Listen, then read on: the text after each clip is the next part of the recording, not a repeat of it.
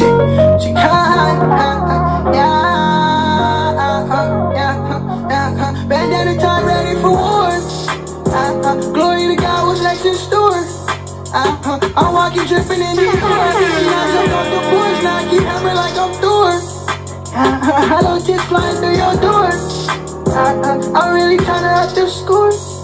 I'm swiping cards like my name Thor. Little mama bad, don't need some four. Fuck a man, I need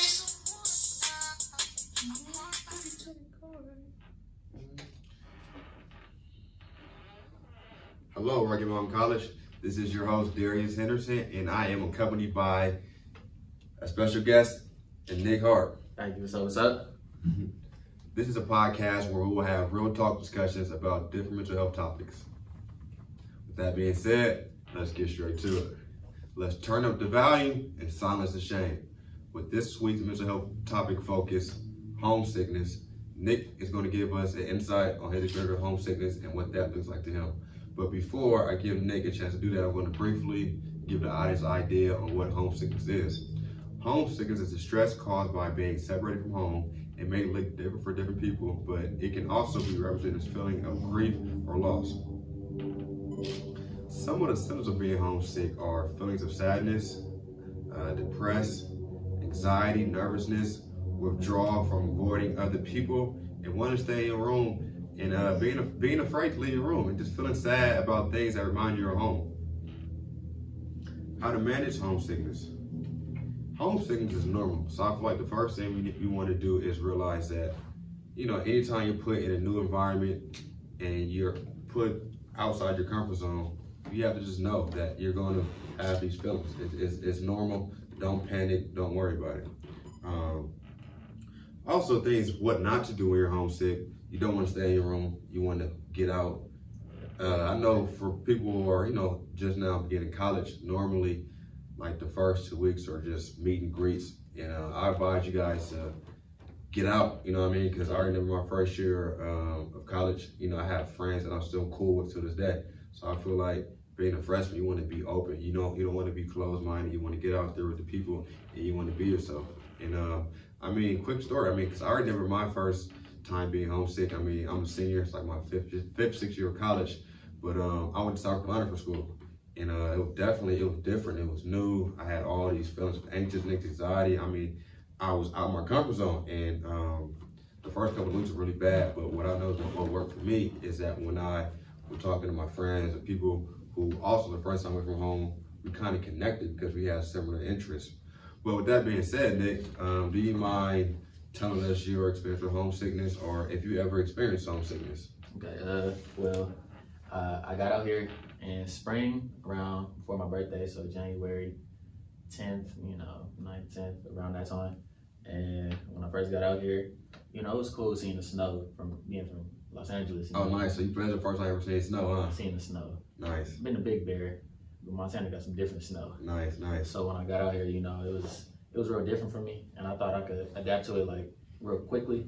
But then as time went on, I started feeling not anxiety, but I started kind of feeling a type of depression where I didn't feel like I was really supposed to be here. Right. It was different. Real different. Like I'm like, this is not my home.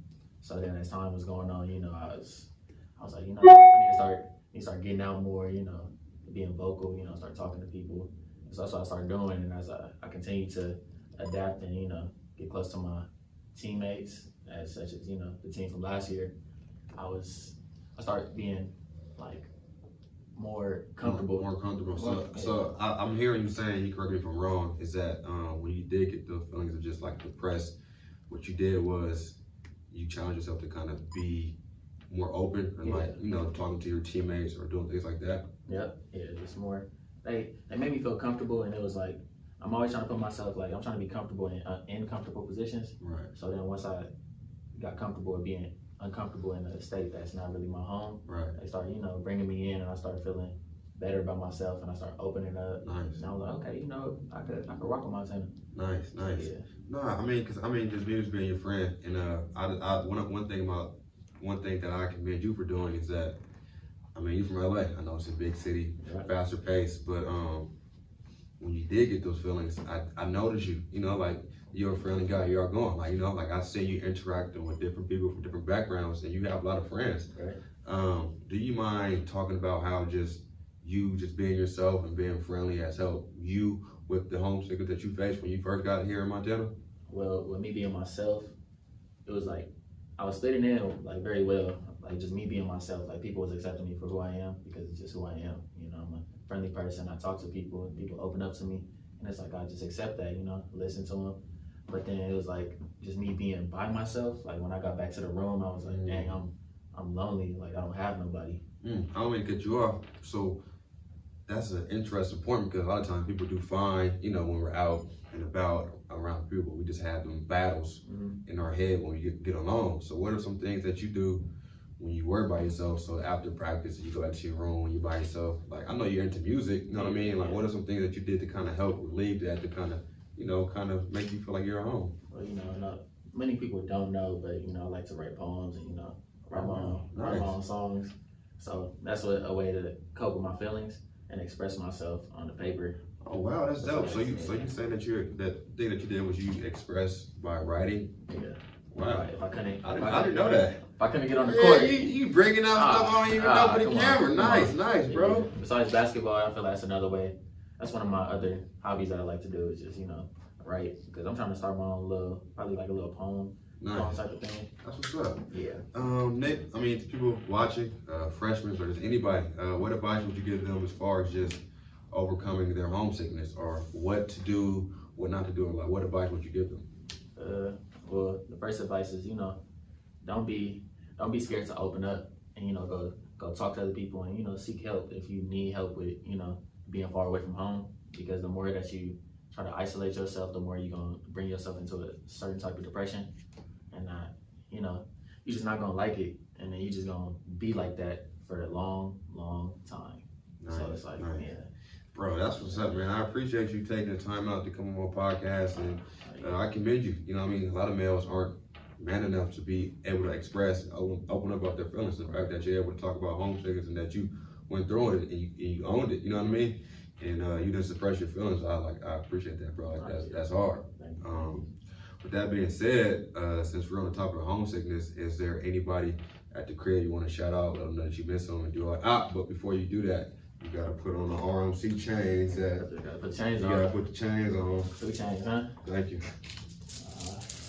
And you gotta put on the RMC shadow glasses, and I'll put on my glasses too. And you gotta look in the camera, and you gotta shout them out and let them know you love them, you miss them, and you know you'll be on soon.